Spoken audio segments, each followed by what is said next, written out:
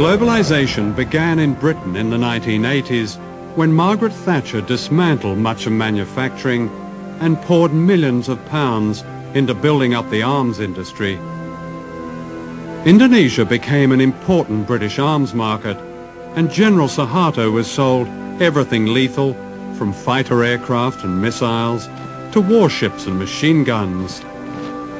Unknown to the British public, millions of pounds went to the dictator in export credits. In other words, a large part of his arms bill was paid by the British taxpayer. So important was Suharto as a business partner that the mass murderer was welcomed to London by the Queen.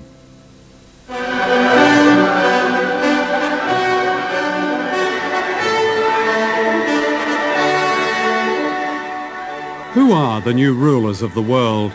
Their empire today is greater than the British Empire ever was. This is the center of this new empire, all within a square mile in Washington. Down the road from the White House and the US Treasury is the World Bank and the International Monetary Fund.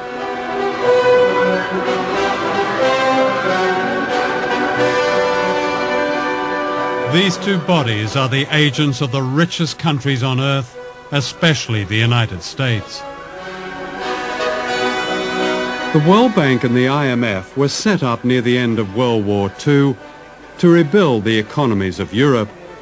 Later, they began offering loans to poor countries, but only if they privatized their economies and allowed Western corporations free access to their raw materials and markets.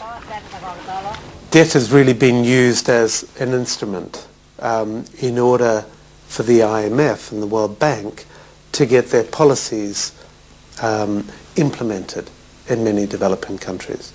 And we're into a situation now where the poorest countries are in a cycle, a vicious cycle of poverty. They can't get out. And the kind of debt cancellation that's been given still will not allow them to get out of this poverty trap. It's not a question of debt forgiveness, because actually many of the debts were incurred under pressure from the international institutions or were given in collusion with governments which weren't acting in the interests of their people. Let me ask you, do you know the difference between Tanzania and Goldman Sachs? Tanzania is a country that has a gross national product of $2.2 billion and shares it between 25 million people. Goldman Sachs is an investment firm which has annual profits of $2.2 billion and shares them among 161 partners. That's the world we're living in now.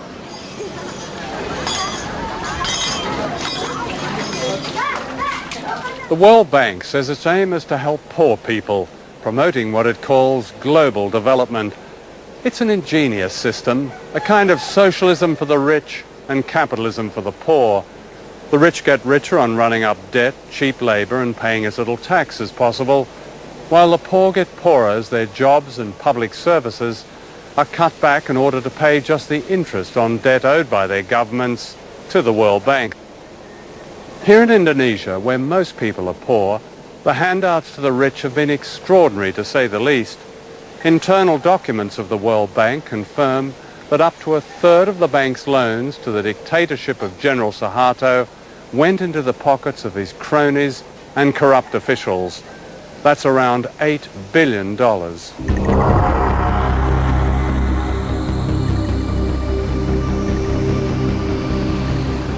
Globalization means that capital, big money, can be moved anywhere at any time without warning. In 1998, short-term capital was suddenly pulled out of Asia, crippling the miracle economy overnight. When the Indonesian rupiah collapsed from being roughly 2,500 rupiah to the dollar to being what it is now, 10,000 rupiah to the dollar, the costs to Nike for each Indonesian laborer was cut to 25% of what it had been.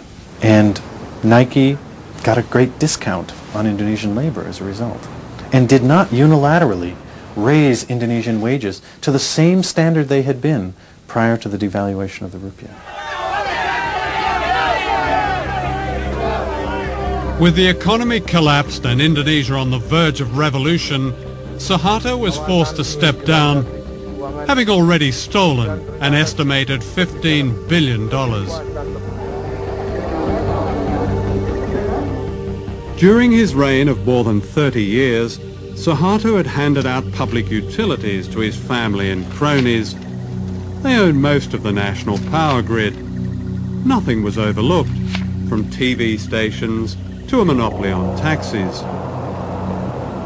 Driving from Jakarta Airport, you even paid a toll to Suharto's daughter. These unfinished buildings are monuments to corruption on a scale unheard of in modern Asia, to what the World Bank called the miracle economy. The bank presents itself as an economic development agency focused on the reduction of poverty. But in fact, the bank operated during the entire Cold War as an institution that distributed resources to mostly authoritarian regimes in the Third World that supported the West in the Cold War. So you had the irony of the West claiming that what they were defending in the Cold War was democracy and a certain vision of freedom, but doing so by upholding dictatorships like Indonesia around the world. What they did was they had plenty of projects, some of which surely were valuable, many of which were not. Every one of these projects, from the Indonesian government officials' point of view, was an opportunity to skim, to live a luxurious life, and the accumulated theft over the course of Suharto's new order, roughly 3 decades, was $10 billion that's unaccounted for, out of a total of about $30 billion that was loaned. And when I said to the Auditor General of the World Bank, what if a group of Indonesian citizens or even the government were to challenge the World Bank in the World Court over this loss of money? The citizens who bear the burden of this debt never got the money. Why should it still sit on their shoulders to be repaid? And his response was, we would be bankrupted. And I said, why? And he said, because this has gone on the world over.